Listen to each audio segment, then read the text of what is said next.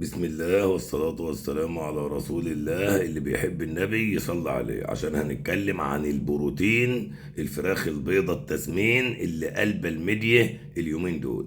غير التسمين زي ما انتوا عارفين نزل من 80 ل 65 خلال يومين، وطبعا انهيار الأسعار نتيجة لزيادة المعروض والقلة المطلوب، ونتيجة كمان للدعاية المعمولة على المجمد والبرازيلي اللي في الوقت الحالي عامل قلق في السوق على الميديا، وبدأت الناس تتجه ليه.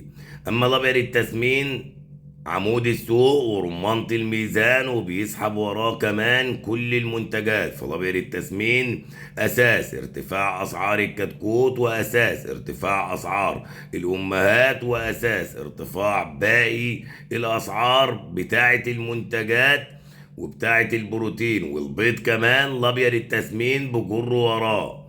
فعندنا ارتفاع في أسعار الساسو التسمين ليصل إلى 96، والرز التسمين 100 جنيه مقفولة، والبلد الحر 105. وفي المقابل انخفاض أسعار لبن التسمين لتصل إلى 65 تنفيذات.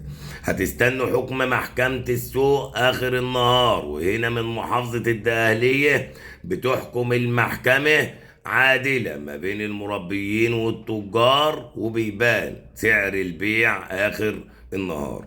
عشان تعرف أسعار الدواجن ومعلومات كتير عن صناعة الدواجن وأسعار البروتين، تابعنا على صفحة بورصة المنصورة للدواجن إدارة الحاج عبد المغيث، وعلى قناة رئيس جمهورية الفراخ على اليوتيوب يصلك كل جديد، وتعرف معلومات كتير عن تربية الفراخ وعن مشاكل صناعة الفراخ اللي اتكلمنا عليها من زمان. وقلنا ان ارتفاع اسعار الفراخ في الفترة اللي فاتت سببه ارتفاع اسعار الاعلاف والخامات والمدخلات، والمشكلة الكبيرة وحجز الاعلاف في المواني في الفترة اللي فاتت خرجت معظم المنتجين والمربيين، ومدخلات الدواجن اثرت على الانتاج في السوق.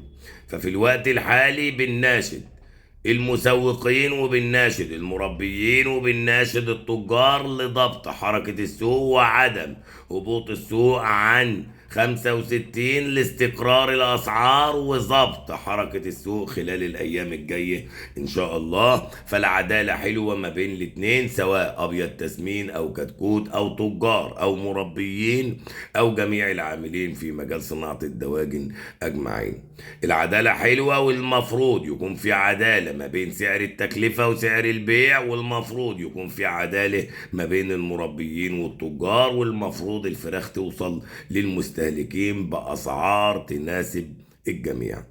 عشان تعرف أسعار الساسو والرز والبيض والكتاكيت والأعلاف ومشتقات الدواجن أجمعين، هتتابعنا يوميا. بنعمل بث مباشر الساعة 10-11 بالليل على صفحة بورصة المنصورة للدواجن، بنعرفك فيه مؤشر السوق ورايح فين وجاي منين وبكرة هيكون كام.